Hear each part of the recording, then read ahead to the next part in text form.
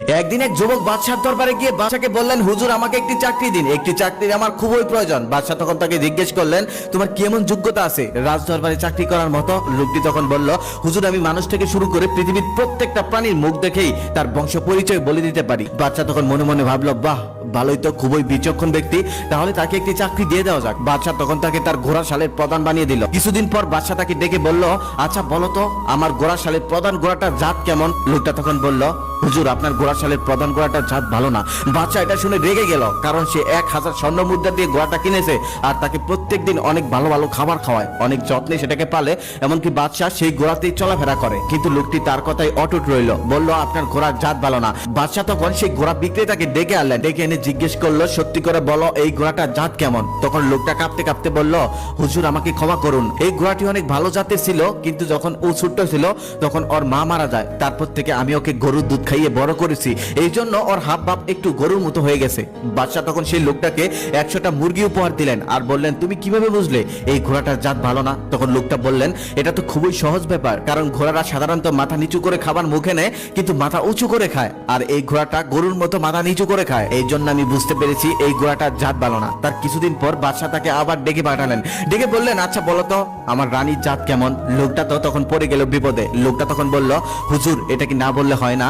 বাদশা তখন তাকে আরো চেপে ধরলো, তুমি কেন বলবে না, এটা বলতেই হবে। লোকটা তখন বলল, এটা জানার জন্য আপনাকে আমাকে কিছুদিন সময় দিতে হবে। তখন বাদশা বলল, আচ্ছা ঠিক আছে, আমি তোমাকে 7 দিন সময় দিলাম। 7 দিন পর আবার লোকটা হাজির হলো। বাদশা তখন বলল, 7 দিন তো শেষ, এবার বলো আমার রানীর জাতটা কেমন? লোকটা তখন বলল, হুজুর আগে আমাকে আপনার কথা দিতে হবে, আমার কথা শোনার পর যাচাই বাছাই না করে আপনি কোনো অ্যাকশনে যেতে পারবেন না, আমার উপরেও না রানীর উপরেও না। বাদশা তখন কথা দিল। লোকটা তখন বলতে শুরু করলো, হুজুর রানীমা কোনো রাজবংশের মেয়ে নয়, উনি একজন সাধারণ ঘরের মেয়ে। এই কথাটা শোনার পর বাদশা রেগে গেল, চিৎকার করে বলল, আমি নিজের চোখে দেখে, এমনকি আমার বাবা দেখে শুনে অন্য রাজ্যের একটা বাদশার মেয়ের সাথে আমাকে বিয়ে করিয়ে দিয়েছেন, আর তুই বলছো সে কোনো রাজবংশীয় মেয়ে না।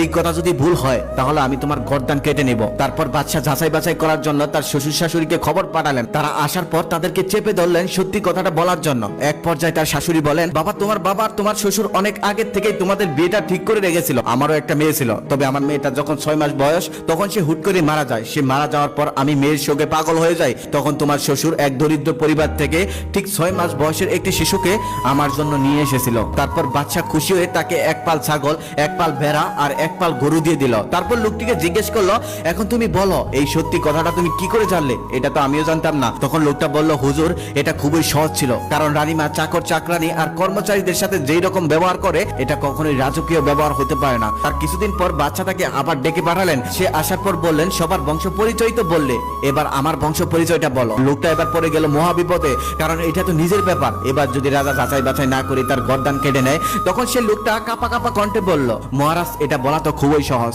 কিন্তু তার আগে আপনাকে একটা ওয়াদা করতে হবে, যাচাই বাছাই না করে আমাকে কিছু বলতে পারবেন না। বাদশা তখন বলল, আচ্ছা ঠিক আছে ওয়াদা করলাম, যাচাই বাছাই না করে আমি কিচ্ছু বলবো না, তুমি বলো। তখন লোকটা যা বলল তা শুনে বাদশার মাথায় আকাশ ভেঙে পড়ল।